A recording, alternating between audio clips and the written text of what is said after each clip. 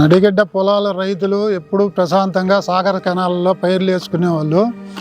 గత 5 సంవత్సరాల నుంచి ఎలాంటి కాలువలు కానీ ఎలాంటి పైర్లు కానీ బాగా ఇబ్బంది పడుతూ ఈ సంవత్సరం రైతులు ఒక్కొక్కళ్ళు ఎకరాకు 1,00,000-1,50,000 ఖర్చు పెట్టుకొని ఈ పైపులు వేసుకొని 2-3 సంవత్సరాల నుంచి ఇట్లా పైపులు వేసుకొని ఇవన్నీ రైతులు కష్టపడి చేసుకుంటున్నారు. ఇదంతా ప్రభుత్వం వారే చేయాలి, కానీ అలాంటిది ఏమి ప్రభుత్వం పట్టించుకోవట్లేదు. అందువల్ల రైతుకు వచ్చేసి ఎకరాకు 1,50,000-2 లక్షల ఖర్చులు వస్తున్నాయి. ఏదైనా కానీ ప్రభుత్వం వారు పట్టుకొని ఇది జాగ్రత్త చేసి రైతుల్ని కాపాడాలని కోరుతున్నాము. అయినా ఒక నాదుడు పట్టించుకునే వాళ్ళు లేరు. కనీసం ఎకరాకు వచ్చేసి 2.5 లక్షలు వస్తుంది ఖర్చులండి పైపులు.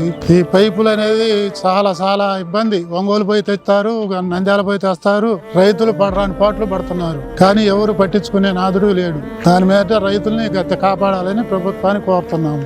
గత ఈ చెరువు నుంచి దగ్గర 3 కిలోమీటర్లు ఉంటుందండి పొలం. ఈ పైపులు ఇట్లా 3 కిలోమీటర్లు నడవాలి ఇవి, కానీ ఒక్కళ్ళ కూడా ఇటు వచ్చి చూసిన నాదుడు లేడు. ఏదైనా కానీ మీ ద్వారాగా ప్రభుత్వం వారికి తెలియాలని మేము మీ ద్వారాగా, గత ప్రభుత్వం వచ్చిన కాడ నుంచి ఇక్కడ డ్రింకింగ్ వాటర్ కానీ చెరువు సగం సేలు తీశారు. సగం సేలు తీసిన తర్వాత ఏదైనా 2-3 సంవత్సరాలు ఇది అసలు సంవత్సరం 6 నెలలు కూడా కాకుండా వరకు నిలిపేసి ఎటు నీళ్లు రాకుండా మాగాని కింద పొలాలు కూడా ఎండబెట్టారు.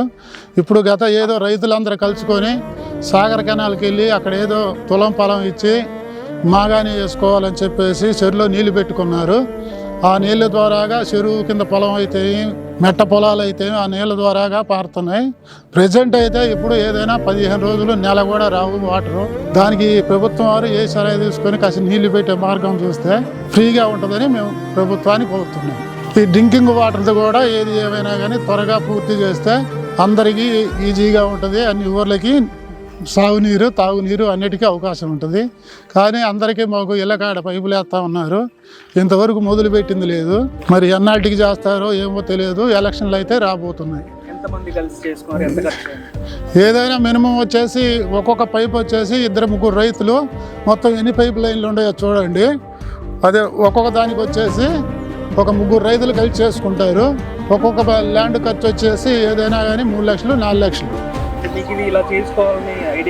అంటే ఇంకా రైతులు మాకు పొలాలు ఎండిపోతున్నాయి కాబట్టి ఎట్టి పరిస్థితుల్లో కూడా ఇది అవకాశం ఉంది కాబట్టి దాన్ని మనం సద్వినియోగం చేసుకోవాలని చెప్పేసి చేసుకొని ఏదో పొగాకు లేకపోతే మిర్చి అట్లా వేయటానికి మేము పూనుకొని ఇట్లా చేసుకుంటున్నాం.